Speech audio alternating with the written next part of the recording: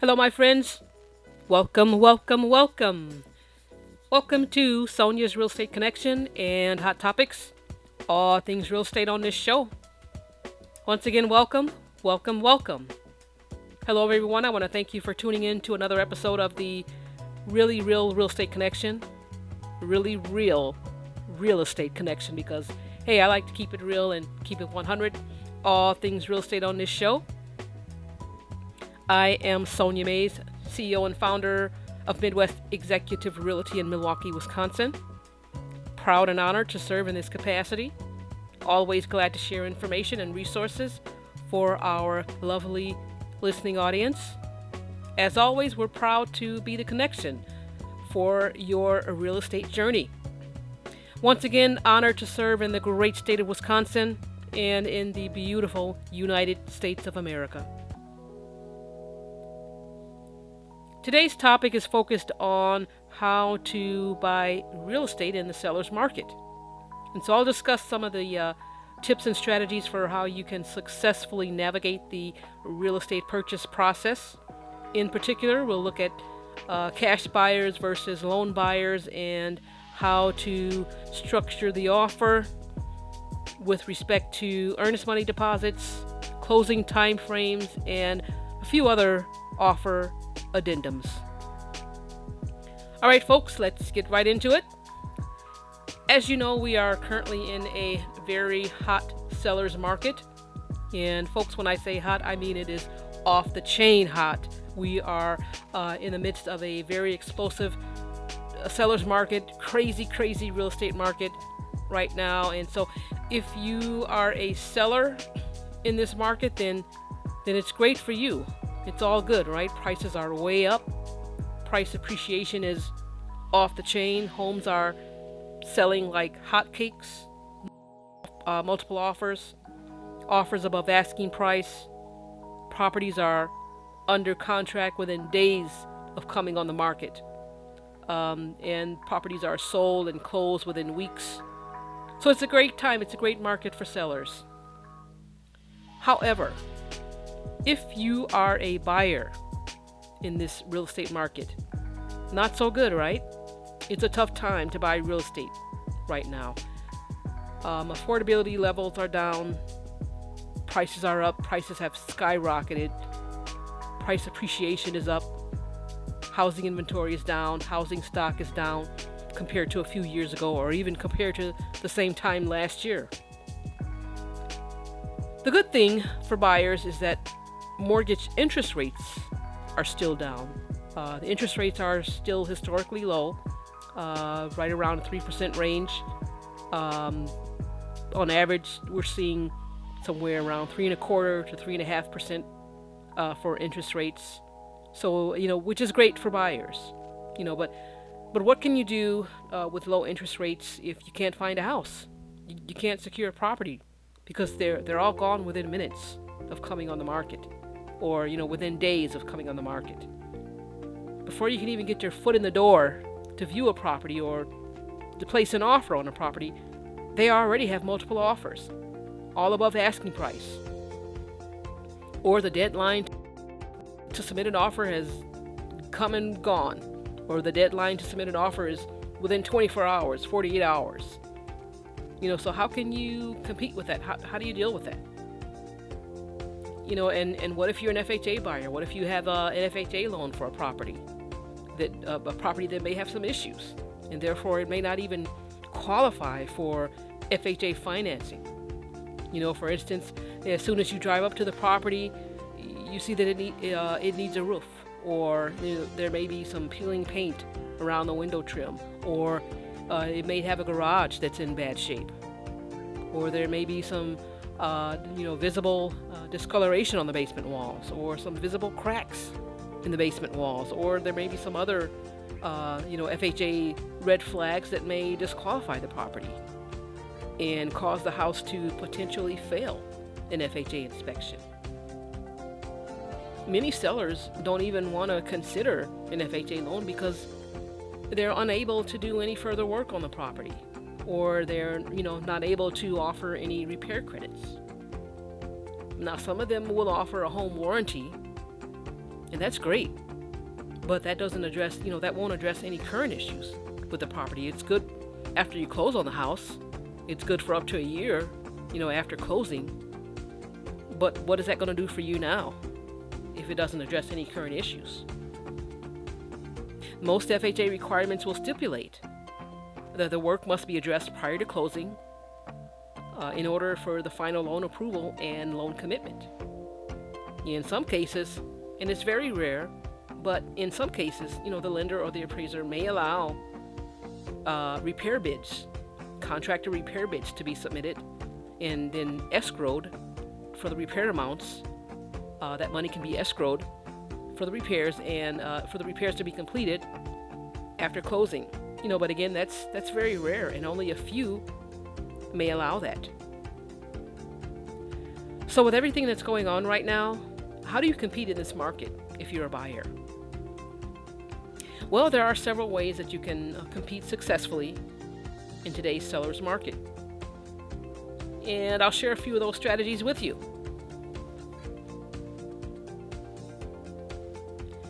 All right, so for cash buyers, if you're a cash buyer and you're bidding on a property, you want to make sure you have a valid and a recent proof of funds document to be submitted with your offer. Now, proof of funds document can consist of a bank statement or a bank letter, or if you're using other sources of funding, such as the funds may be coming from a 401k account or an IRA account, then you can use the statements from those accounts as well.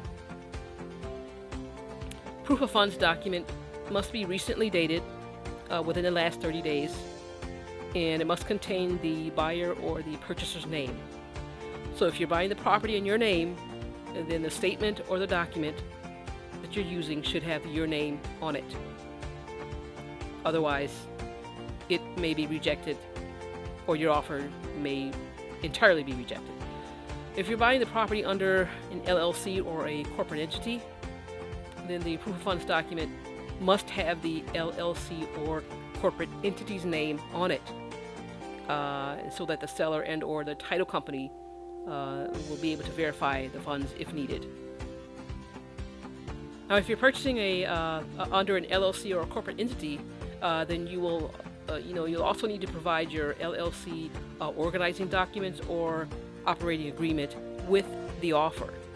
So you'll want to gather those documents and make sure that you have them available for your agent when submitting the offers. And keep in mind that they will need this every time you submit an offer. So if you've been placing offers on properties for the past few months, or bidding on properties for several months now, then make sure your proof of funds document is up to date and it's updated, and that it's recently dated each time you bid on a property. Or once again, the offer may be rejected, or the seller might not even view the offer if these documents are outdated or they aren't aligned with the proper appropriate requirements. When writing the offer, it should be a straight, clean offer with no contingency. So if you're making a cash offer, it should be clean offer. Most sellers in today's market do not want any contingencies with cash offers. That means no inspection or testing contingencies. Now, you're certainly welcome to add those clauses into the offer contract, but it's likely that the seller will select another offer. As far as a close date on a cash offer, it should be a quick closing date, usually 2 weeks or less, or in some cases 2 or 3 weeks closing time frame. So once again, cash offers should be straightforward, clean offers with no contingencies, and quick closing dates. All right, the next area that I want to address is for conventional loan buyers. So if you're getting a loan to purchase a property and it's a conventional loan, then your offers will be subject to financing and appraisal. All right, so there's no way around it, unless your loan officer has directed you otherwise. But basically, your offer is going to be subject to financing and appraisal contingencies. Typically, we see approximately 30 to 35 day timeline for financing and loan commitment. A lot of appraisers are booked out for 2 to 3 weeks. So, you'll want to have your real estate agent advise the seller of this, as more time may be needed for the appraisal to be scheduled and completed.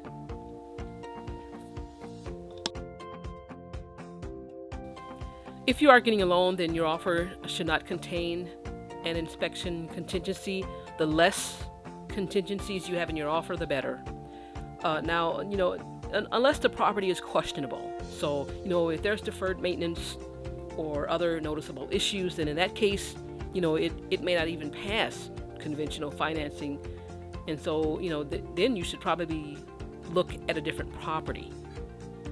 Okay, now let's say you view the property, during a showing, and you notice that, the basement foundation walls are cracked or bowed, and it's very obvious. You can see with the naked eye. Or, let's say there's discoloration on the walls, the basement walls, or you drive up to the property and you see that the house needs a roof, or there's evidence of roof leaks, then you may just want to pass on that property and go look for something else, rather than waste time with submitting an offer. Because if the offer is accepted, then you spend money on appraisal fees, which you can't get back if things go south. And if the property doesn't pass the appraisal, and the seller has no right to cure, then it's time and money wasted, and you can't get those items back. So, again, consult with your realtor for the best course of action under those circumstances to ensure that you're making the best decisions and taking the appropriate steps within the contractual guidelines and terms. Again, for conventional loans, I recommend that your offer contain, obviously financing and appraisal contingencies only. No inspection clauses, if possible. If you need an inspection, if you need to get an inspection, then, make it a quick time frame. Don't drag it out 15, 20 days, or once again, the seller may select another offer that doesn't even have an inspection clause with a quicker closing date or quicker time frame on those contingencies. So in this case, less is more. Less is more. All right, moving along to the next category for FHA buyers. So if you're an FHA buyer, you're getting an FHA loan. Now this is a tough category. Many FHA buyers are just having a hard time in the current market. A lot of it is due to, sellers who do not want to even deal with FHA inspections or FHA appraisals, which are very, very stringent. So for FHA buyers, properties should be in move-in condition with no issues. And they almost have to be flawless. There can't be any peeling paint, no discoloration, no basement or foundation issues, no roof issues or safety issues. If you're shopping around looking at older homes that were built in the, let's say early 1900s or even, mid to late 1900s, many of these homes may have these issues, if they haven't been properly maintained or updated. And if that's the case, then you're going to run into FHA issues, such as, let's say, the electric, if the electric isn't updated, or if the home still has fuses, that would bring into question not only FHA issues, but insurance issues. Can the house even be insured if it has outdated electric fuses? Or other FHA issues that, maybe if the such as if the garage has siding issues or damaged, garage siding issues.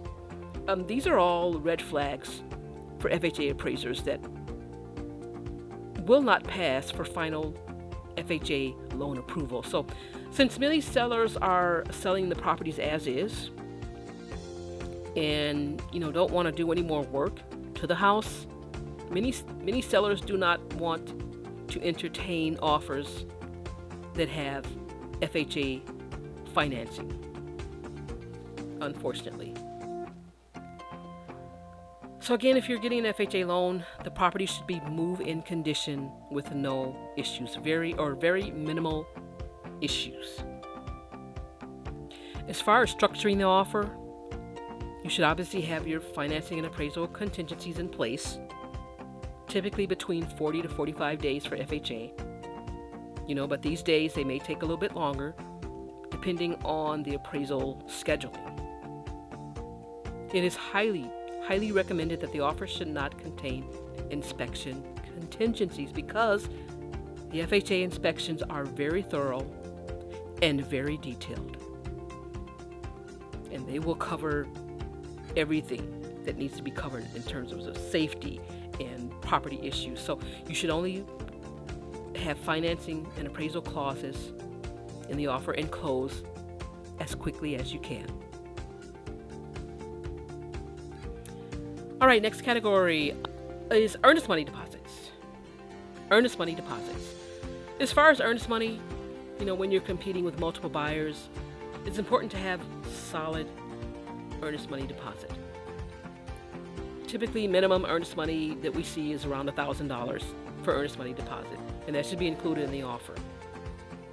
To be highly competitive, you should consider putting a little more down if you can. Typically 1% of the purchase price, or maybe a little bit higher. And it doesn't have to be all at once. You can stipulate in the offer that you will put down, let's say, a certain amount with the offer, and then another amount after acceptance, and another amount can be put down after inspection or after appraisal, or something to that effect. What this will do, this will let the seller know that you are a very serious buyer and you are making a very serious and a very strong offer. And that's what you want to do in this market. You want to make a very strong offer, solid offer, and earnest money is one of the ways in which you can do so. Now, if you're a cash buyer, you should consider putting down 5 to 10% earnest money. Again, you want to make your offer as strong as possible. If you're purchasing a bank-owned property or an REO foreclosure property, then most bank sellers will typically require at least 10% earnest money deposit for cash offers on REO bank-owned properties. Okay, next category is closing time frames. Now, we touched on this a little earlier, but closing time frames should be as quick as possible. Now, there are certain categories that we can't control, such as financing and appraisal. But for cash offers, where you don't have those financing stipulations, then you should be able to close within 1 to 2 weeks, or as soon as title is ready and clear to close. For conventional loan offers, typical timelines are around 30 days. And for FHA or rehab loans, timelines may be around 40 to 50 days. It all depends on who the lender is and who the appraiser is and what their schedules are. Always check with your agent and your loan officer to verify the estimated timelines. A lot of the appraisers are booked up for 2 weeks. I've seen some scheduled within a week of the offer. Others are scheduled out 2.5 weeks. It all depends, again, on the lender and the appraiser schedule. And if you get an accepted offer and you need to extend the timelines, it should be okay as long as the seller agrees to it via an amendment to the offer to purchase. So again, keep those closing timelines as short as possible and communicate with all parties and work with everyone to make sure that you're on track with the offer clauses and timelines. All right, next category is occupied rental properties. So if you're purchasing a tenant-occupied rental investment property, then you'll want to request copies of the leases and rent rolls and security deposits and things of that nature. Now, these are all standard customary items with rental properties, and the seller should have these items readily available. This type of request can be done by using the rental addendum, or it can also be stated right in the offer to purchase contract. Now, if you want one of the units to be vacant, then you should, probably address this after closing. Most sellers don't want to deal with having to give a current tenant a 30-day notice, or telling a current tenant that they have to vacate the property before closing. I ran into some situations where some sellers don't even like to tell their current tenants that the property is up for sale, which makes no sense to me. But I ran into some sellers who do not even tell their tenants that they are selling the property or that it's up for sale. So every time someone comes to view the property, they tell the tenants that this is an appraiser or this is an inspector, rather than telling them that this is a realtor and this is a potential buyer coming to view the house.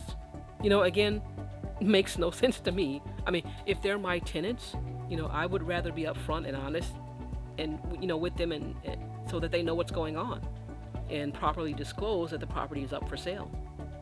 But any requested vacancies, it's up to the seller, but any requested vacancies from the buyer, it's best to deal with this after closing, based on the current market that we're in, and have the seller notify the current tenants after closing that the property has sold. And so it's actually stated in the rental addendum R that the seller has 10 days after closing to notify the tenants in writing of the sale, or you can strike through or cross off on the form that either the seller or the buyer will notify the tenants within 10 days of closing that the property has been sold. But if you're like me, I'm not going to wait 10 days. I'm going to notify them. I'm going to notify the tenants right away. Hey, this property has been sold. You've got a new owner. I'm the new owner, or I'm the new landlord or property manager, whatever the case may be. I'm going to notify them immediately after closing, the same day or the next day, because you don't want to waste time, especially if it's around the first of the month and it's time for rent. Tenants are going to want to know, who do I pay rent to? If they have some maintenance repair issues, who do I call? Who do I call for maintenance and repair? So, you want to notify them right away. But, the addendum R does state that you have, within 10 days of the closing, either seller or buyer should notify the tenants that the property has been sold. And again, this is all included in the WRA addendum R to the offer to purchase for rental properties. All right, final category is post-occupancy closing. Now, this issue has come up a lot. Many sellers are requesting post-occupancy after closing due to them having to relocate or find another house, or wait until they sell the current house in order for them to move into a new house. So for this, we use the WRA Occupancy Addendum O. And this is where we can stipulate the terms of the post-occupancy agreement. So if a seller says that they need to remain in the house, let's say 30 days after closing, then they could pay rent to the buyer after closing, or they could pay an extra security deposit, because after the day of closing, they would no longer own the house and would then become tenants in their former property. And they would either agree to pay rent or a security deposit or security deposit, and then they would give a copy of the keys to the buyer, which is in the new owner, at the closing. And then the agreement could also stipulate that they would be responsible for paying their own gas and light bills, utility bills, much like a tenant. And then the new owner would be responsible for water, sewer, taxes, or whatever is agreed to and stipulated in the occupancy agreement form. So again, that form is the WRA Addendum O to the offer to purchase for occupancy agreement. And that's post-closing occupancy agreement form. Well, folks, on that note, that will wrap things up and conclude the discussed topic for today.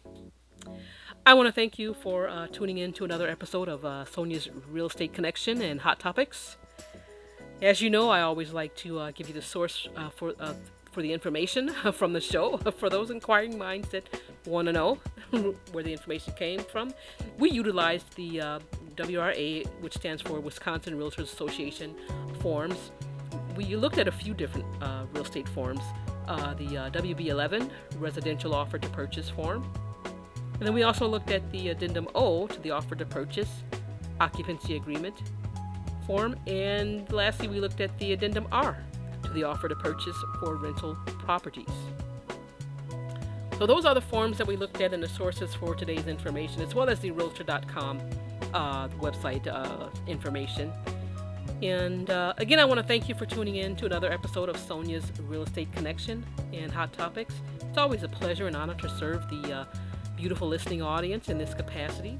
And folks, if you have any other questions or feedback about today's topic or any other topics of interest, feel free to give us a call. You can reach us toll free at 844-777-7725. Again, that toll free number is 844-777-7725, or send us an email to info@midexec.com, or check out the website at midwestexecutiverealty.com. Again, that website is midwestexecutiverealty.com.